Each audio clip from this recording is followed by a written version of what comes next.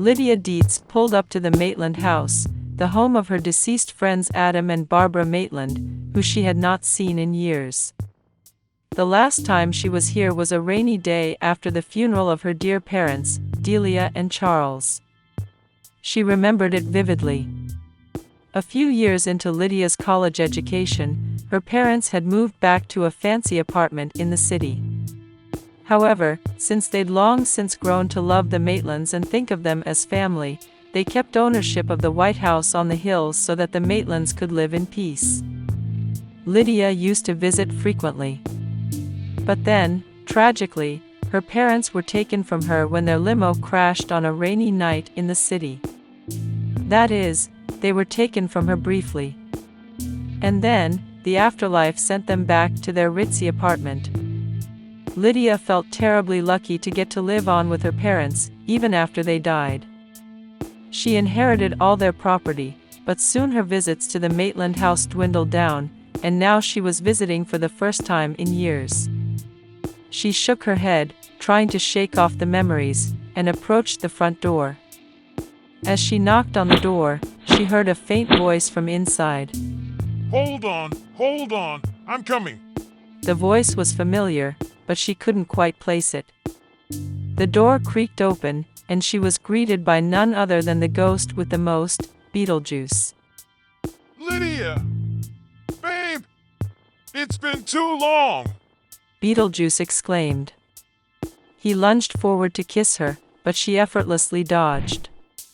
Beetlejuice's unpleasant smell radiated off him and wafted into her face, almost gagging her. Lydia stepped back, slightly taken aback by his exuberance. Beetlejuice, what are you doing here? Where are Adam and Barbara? Beetlejuice's face fell slightly. Oh, they're here, Lydia. They're always here. Lydia furrowed her brow in confusion. What do you mean? They're stuck here, Lydia. Trapped, you might say.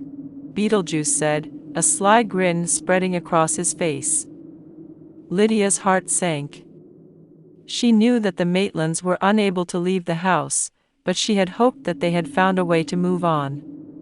Is there anything we can do to help them? Beetlejuice chuckled. Well, there's always a way, Lydia. But first, why don't you come inside and catch up? It's been far too long.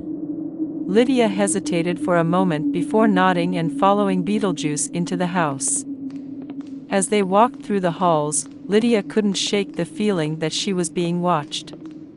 She turned around, but no one was there. Beetlejuice noticed her unease and grinned. Don't worry, Lydia. It's just the usual hauntings. We'll get used to it in no time. Lydia forced a smile, but her mind was racing. She had always been fascinated by the supernatural, but she had never experienced anything like this before.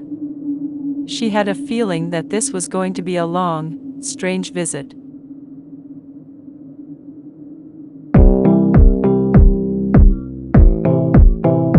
Lydia settled into the living room with Beetlejuice, who had poured her a glass of ectoplasmic champagne and lit a fire in the fireplace. They chatted for a while about what Lydia had been up to since they last saw each other, but it was clear that Beetlejuice had an ulterior motive for inviting her over. So, Lydia, I couldn't help but notice that you're looking for a new project to sink your teeth into. Beetlejuice said, swirling his drink. Lydia raised an eyebrow. What do you mean? Well, I just so happen to know of a little business opportunity that might interest you.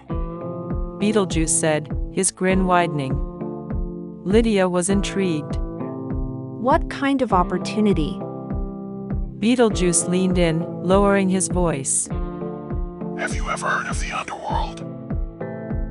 Lydia's eyes widened. You mean like hell? Beetlejuice nodded. That's the one. See, there's a market down there for all kinds of things. Souls, of course, but also trinkets, oddities, you name it. And I happen to have a little business venture in mind. Lydia wasn't sure if she liked where this was going. I don't know Beetlejuice. I'm not exactly in the business of dealing with the afterlife. Beetlejuice waved his hand dismissively. Oh, come on, Lydia. You're a writer. You have a fascination with the macabre. This is right up your alley. And think of the profits! Lydia hesitated. She had always been fascinated by the idea of the afterlife, but she wasn't sure she wanted to get involved in something so shady. As if sensing her hesitation, Beetlejuice leaned in again. Just think about it, Lydia. The underworld is full of untapped potential. And with your talent, we could really make something of it. Lydia considered Beetlejuice's proposal for a moment before nodding slowly. All right, I'll think about it. Beetlejuice grinned triumphantly. That's what I like to hear. Now let's go find the Maitlands. I'm sure they're dying to see you. Lydia followed Beetlejuice through the house, still feeling a little uneasy about his business proposal. As they entered the Maitland study, she couldn't help but feel a pang of sadness.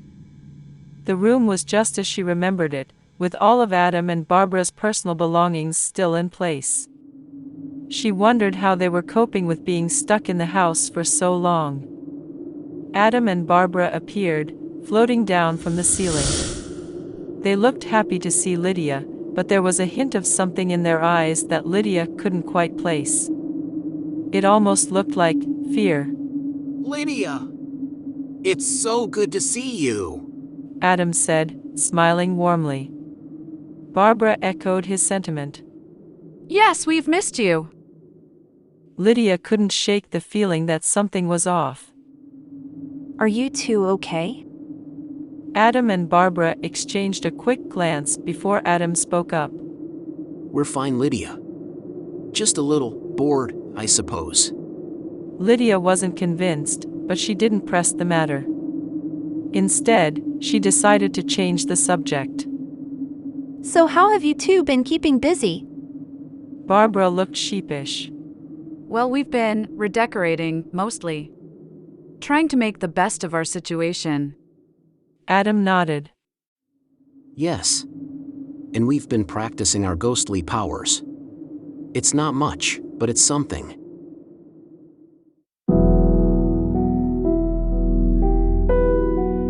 Lydia spent the rest of the day catching up with Adam and Barbara, who seemed to be hiding something from her. They were overly cheerful and kept changing the subject whenever she asked about their confinement in the house. Lydia couldn't help but feel like there was more going on than they were letting on.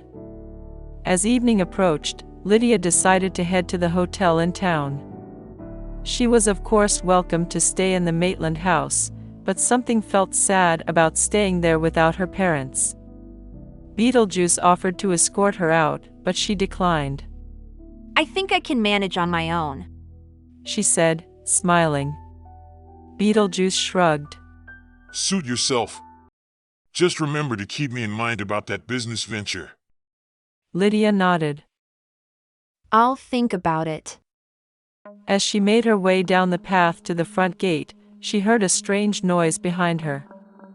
It sounded like someone or something was following her. She turned around, but saw nothing. Brushing it off as her imagination, she continued walking. Suddenly, she felt a cold hand on her shoulder. She turned around again, but still saw nothing. Her heart was pounding in her chest as she realized she was alone in the darkness. Who's there? She called out, her voice trembling. No answer. She heard the noise again, louder this time. It was definitely getting closer. She turned to run, but something grabbed her ankle, causing her to fall to the ground. Panic set in as she struggled to get up, but the unseen force was too strong. She could feel it pulling her towards the house. She screamed for help, but there was no one around to hear her. Just as she was about to be dragged back into the house, she felt another hand grab her, pulling her in the opposite direction. She looked up to see Adam and Barbara, who had apparently been following her. What was that? Lydia gasped, still shaken. Adam and Barbara exchanged a worried look before Adam spoke up. We don't know. Something's been happening in the house lately.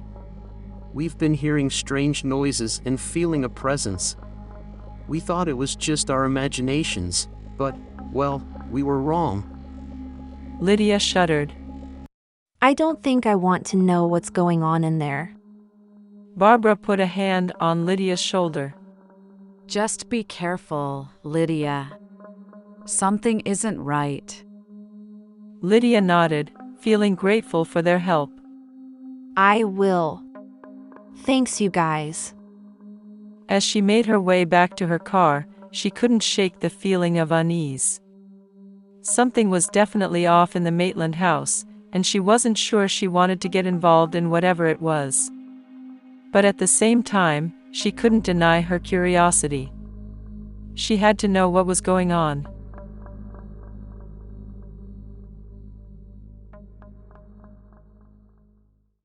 Lydia couldn't stop thinking about what had happened at the Maitland house. She had always been drawn to the strange and unusual, but this was different. There was something dark and ominous lurking in that house, and she needed to know what it was. After all, who had ever heard of haunted ghosts? Weren't ghosts normally the haunters, not the haunted? The next day, she decided to pay another visit to the Maitlands. She didn't tell them about the strange experience she had the night before, but instead tried to act casual as she asked them if they needed any help around the house. Adam and Barbara were hesitant at first, but eventually agreed to let her help with some cleaning and organizing. As they worked, Lydia couldn't help but notice how uneasy they seemed. They kept looking over their shoulders and jumping at every little noise. Are you guys okay? She finally asked, breaking the awkward silence. Barbara sighed. No, Lydia. Something's been happening in this house. We can't explain it, but we know something's not right. Lydia felt a chill run down her spine. What kind of things? Adam hesitated. We've been hearing strange noises at night. Voices, footsteps, things moving around. And we've been seeing things. Shadows, figures. We thought we were going crazy at first, but now we know we're not alone in this house. Lydia didn't know what to say. She had always believed in the supernatural, particularly since her parents had brought her to this house. But she never expected to encounter something like this. Ghosts haunting other ghosts seemed simply absurd. What do you think it is? She asked, her voice barely above a whisper. Adam and Barbara exchanged a look before Barbara spoke up. We think it's something from the underworld. We've heard stories about how this house is a portal to the afterlife. I mean, we know that we can access the netherworld from here. But as for the underworld, we never believed it. Until now. Lydia's eyes widened. The underworld? Like hell? Adam nodded. We don't know for sure, but it's definitely not something we want to mess with. Lydia nodded, feeling a mixture of fear and excitement. She had always been fascinated by the idea of the afterlife, but even though Adam and Barbara had described the netherworld to her in the past, she never expected to come face to face with any variety of the afterlife while she was still alive. What can I do to help? She asked. Barbara hesitated. Honestly, Lydia, we don't know. We're just trying to keep our heads down and wait it out. We don't want to make things worse. Lydia nodded, feeling disappointed. She had hoped she could help in some way, but it seemed like there was nothing she could do. As she prepared to leave, she heard a voice behind her. Hey Lydia. I've been thinking about that business venture we talked about. Lydia turned to see Beetlejuice standing in the doorway, a sly grin on his face. What about it? She asked warily. Beetlejuice's grin widened. I think I have an idea. but we'll have to talk about it somewhere more private. Lydia raised an eyebrow. What kind of idea? Beetlejuice chuckled. Let's just say it involves the underworld. And a lot of money. Lydia felt a mixture of excitement and fear. She had always been drawn to danger, but this was different. This was something beyond her control. But at the same time, she couldn't resist the temptation. Okay, She said, her heart racing. let's talk.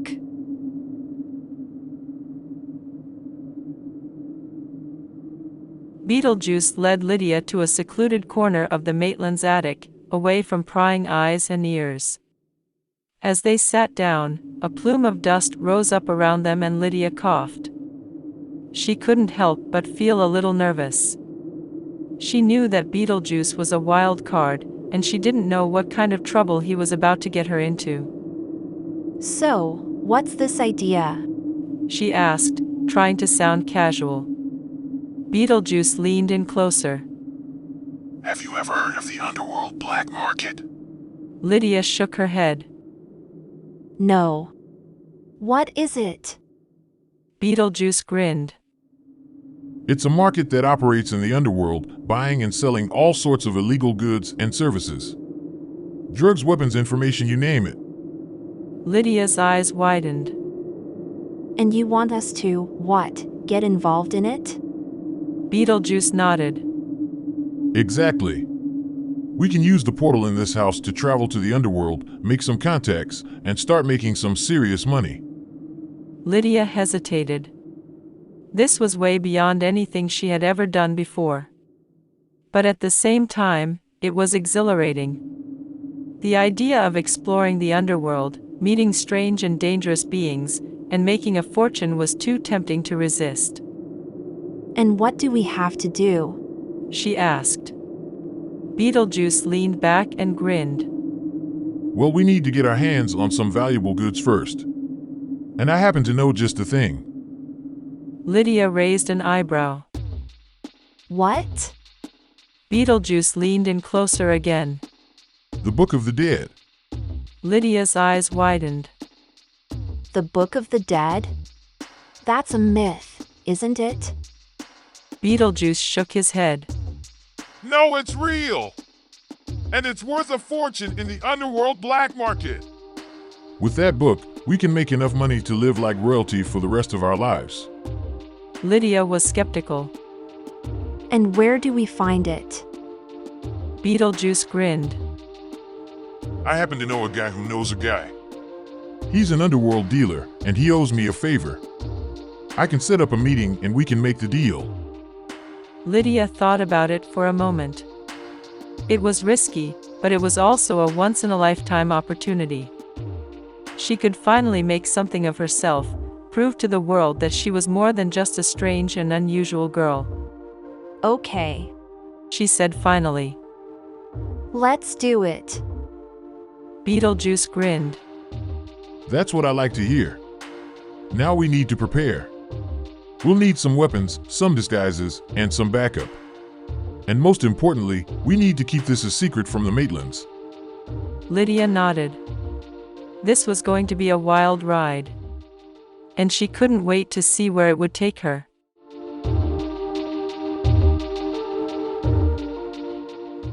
Over the next few days, Lydia and Beetlejuice prepared for their trip to the underworld.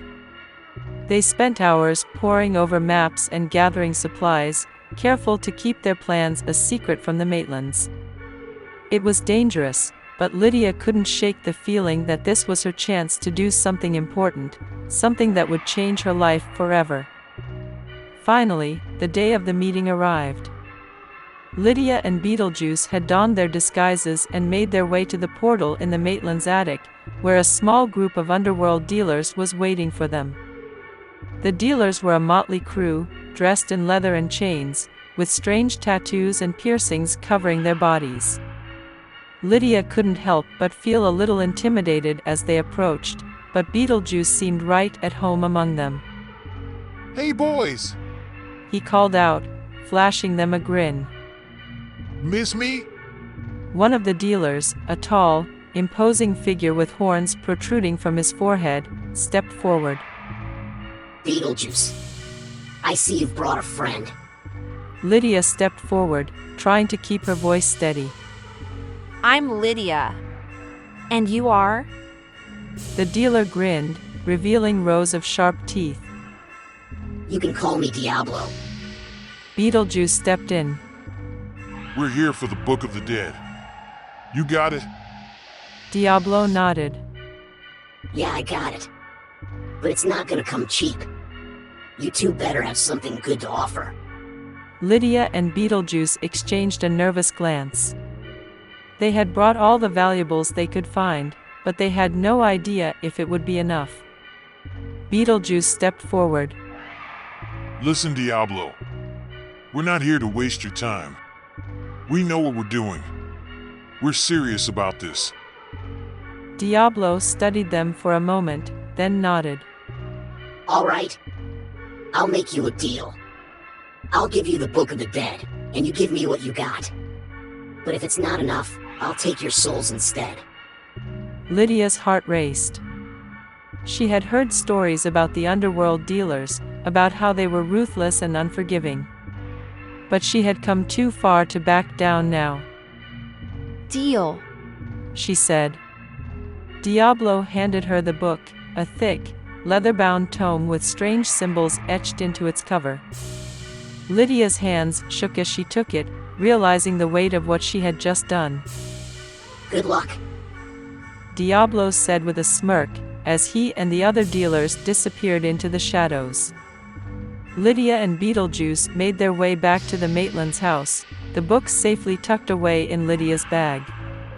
As they emerged from the portal, Lydia couldn't help but feel a sense of exhilaration. They had done it. They had made their first big score. But as they made their way upstairs, they were met with a surprise. The Maitlands were waiting for them, their faces grim. What's going on here? Adam demanded. What have you two been up to? Lydia and Beetlejuice exchanged a nervous glance. They had been so caught up in their excitement that they had forgotten to cover their tracks. we can explain. Lydia said, her voice trembling. But it was too late. The Maitlands had seen the book, and they knew exactly what it was. That book is dangerous, Barbara said, her voice low. You have no idea what you're messing with. Lydia tried to protest, to explain that they had done it for the greater good, but the words caught in her throat. She had no choice but to come clean. We needed it. She said, holding up the book. We needed to go to the underworld. The Maitlands exchanged a worried glance. Lydia, that's not something to be taken lightly. Adam said. The underworld is dangerous, and you could get hurt. I know. Lydia said. But I have to do this. It could help you. And it could help my parents. The Maitlands looked at her sympathetically. They knew how much Lydia had been struggling with the loss of her parents, even though they were still, sort of, a part of her life. We'll help you, Barbara said. but we have to do it together. We can't let you go alone. Lydia nodded, grateful for their support. They spent the next few hours poring over the book, trying to decipher its ancient text and figure out a plan. It was slow going, but they were making progress. As they worked, they heard a knock at the door. Lydia tensed, wondering who could be there at this hour. Barbara went to answer it, and Lydia heard a familiar voice from the other room. Otho? She said, surprised. Otho emerged from the hallway, looking flustered. Lydia, thank goodness you're here. I need your help. Lydia looked at him suspiciously. What kind of help? It's the Dietzes! Otho said, his voice low. They're in trouble! Lydia's heart raced. Her parents? what could have possibly gone wrong in the short time she'd been away from home. What happened? She said. They went to the underworld, Otho said, his voice shaking. and they never came back. Lydia's eyes widened. What? How did they get there? I don't know, Otho said. but I know they were looking for something. Something powerful. Lydia's mind raced. Could it be the same thing she was looking for? She supposed it made sense they'd be interested in the same slightly wicked deed that she was. After all, they raised her. We have to go after them. She said, determination in her voice. The Maitlands looked at her, then at each other. Are you sure? Adam said.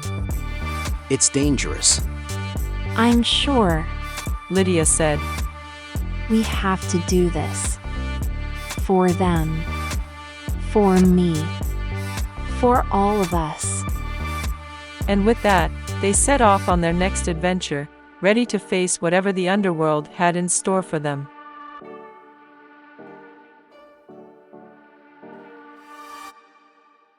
They made their way to the attic, where the book lay open on the table, waiting for them. Lydia picked it up and flipped through the pages, trying to find the section on the underworld. Here it is. She said, pointing to a page covered in intricate symbols and diagrams. It says we need a special kind of potion to lure wayward spirits back from the underworld. A potion? Barbara said, her eyebrows raised. Lydia nodded. It's made from a rare plant that only grows in the underworld. The scent intoxicates those who are lost, and when they smell it, they will follow you and do your bidding. We have to find it before we can go any further. But how are we supposed to find it? Adam said, his voice tinged with frustration. Lydia thought for a moment. There's someone who might be able to help us. She said. Beetlejuice. The Maitlands exchanged a look, unsure if they could trust the mischievous ghost. Are you sure that's a good idea? Barbara said. Lydia shrugged. It's our best shot. We don't have much time. They made their way back downstairs, where Beetlejuice was waiting impatiently. What took you so long? He said, tapping his foot. We need your help. Lydia said, holding up the book. We need to find a rare plant that grows in the underworld. Beetlejuice's eyes widened. You want to go to the underworld? He said, a sly grin spreading across his face. We have no choice. Lydia said. Will you help us or not? Beetlejuice looked at her for a moment, considering. Finally, he nodded. All right. He said. I know where to find the plant. But you're gonna owe me big time for this. They followed Beetlejuice down to the basement, where he led them through a hidden door and into a dimly lit tunnel. The air was thick with the smell of damp earth and decay, and Lydia couldn't help but shudder. After what felt like hours of wandering through the labyrinthine tunnels, they finally emerged into a vast cavern. In the center of the cavern, surrounded by twisted vines and gnarled trees, was a glowing plant with leaves that shimmered like diamonds. That's it. Beetlejuice said, pointing to the plant. The plant of the underworld. It's called a death bloom. Lydia stepped forward, her heart pounding with excitement and fear. She reached out to pluck a leaf from the plant, but as soon as her fingers touched it, the ground beneath them began to shake. A deep rumbling filled the air, and a shadowy figure emerged from the darkness. You dare to trespass in my realm? It boomed. Lydia could barely make out its features through the darkness, but she could feel its eyes on her, cold and menacing. Beetlejuice stepped forward, a smirk on his face. Relax, big guy. He said. We're just passing through. The figure loomed closer, and Lydia could now see that it was a towering, horned creature with eyes that burned like fire. You will leave now. It said, its voice like thunder. Lydia could feel her heart racing as she backed away from the creature, but she knew they couldn't leave without the plant. Please. She said, her voice shaking. We need the plant to save my parents. We mean no harm.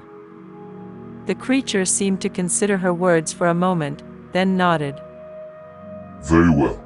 It said. But be warned. The underworld is not a place for the living. If you value your lives, you will not return. And with that, it disappeared back into the darkness, leaving Lydia and the others standing in stunned silence.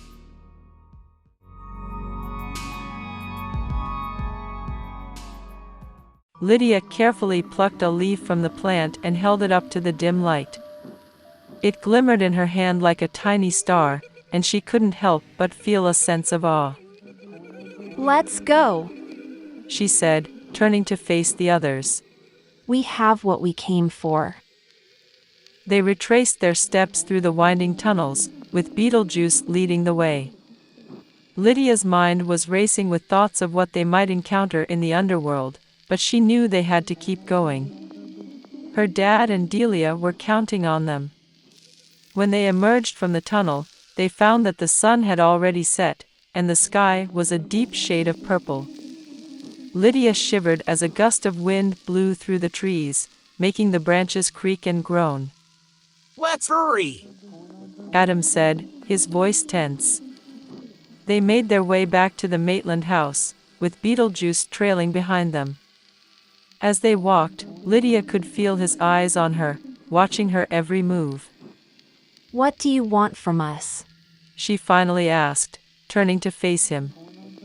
Beetlejuice shrugged. Just looking out for myself, kid. He said. You know how it is. Lydia nodded, but she couldn't shake the feeling that he was up to something. When they reached the house, Lydia set to work on making the potion.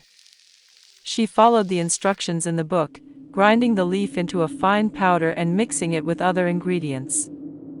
As the potion simmered on the stove, the Maitlands paced anxiously around the kitchen. They were so close to saving their old friends, the Dietzes, but they couldn't shake the feeling that something would go wrong. Finally, the potion was ready. Lydia poured it into a small vial and handed it to Adam. Good luck, she said, her voice soft. Adam nodded, and he and Barbara drank the potion. For a moment, nothing happened, and Lydia feared the worst. But then, the room began to spin, and a bright light filled the air.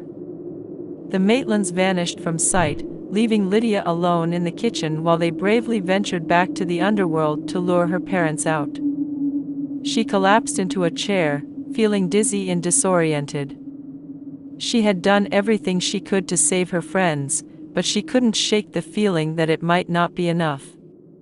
Just then, she heard a sound from upstairs. It was a faint tapping, like someone was knocking on a door. Lydia cautiously made her way up the stairs, her heart pounding. When she reached the top, she found that the attic door was ajar.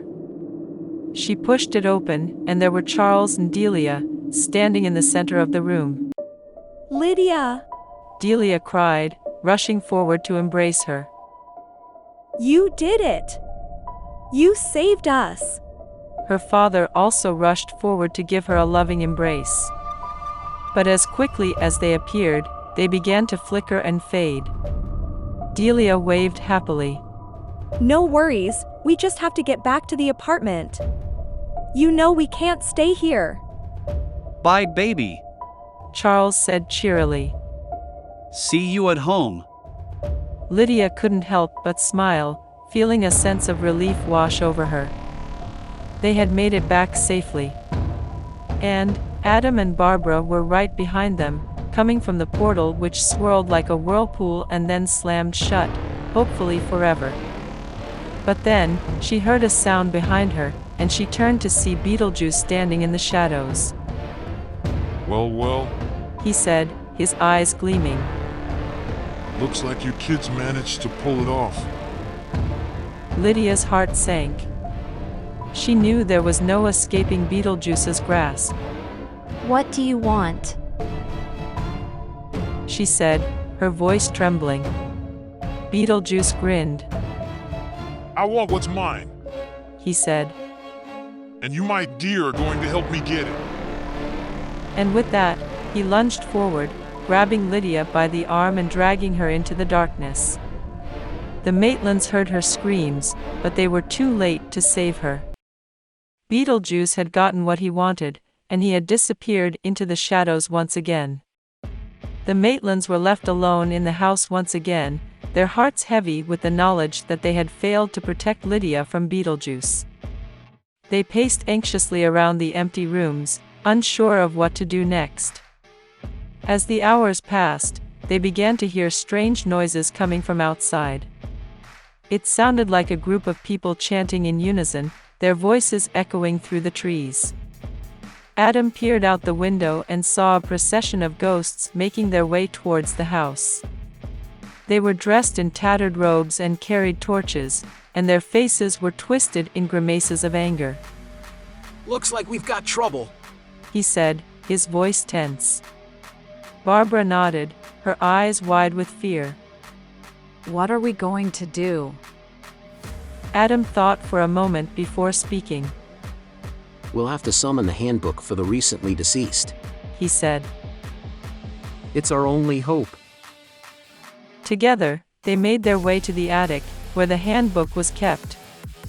They had never used it before, but they knew that it contained valuable information on how to deal with the supernatural. As they paged through the handbook, they came across a section on dealing with angry spirits. It advised them to perform a ritual involving salt, sage, and a circle of protection. The Maitlands quickly gathered the materials they needed and began the ritual. They drew a circle of salt around themselves and lit the sage, letting the smoke fill the air. As the ghosts approached, the Maitlands could feel their anger intensifying. But they held firm, focusing on the circle of protection and the power of the handbook. Finally, the ghosts reached the circle, their faces twisted in fury. But as they tried to cross the barrier, they were repelled by an unseen force. The Maitlands watched in amazement as the ghosts howled in frustration and began to fade away. They had done it, they had protected themselves from the angry spirits. As the last ghost disappeared, the Maitlands collapsed onto the floor, exhausted but relieved. They had survived another encounter with the supernatural, thanks to the handbook and their quick thinking. But as they sat there in the darkness, they couldn't help but think of Lydia, and the terrible fate that had befallen her. They vowed to never give up their fight against the forces of evil, no matter how overwhelming the odds might seem. And with that, they settled in for another long night in the world of the dead.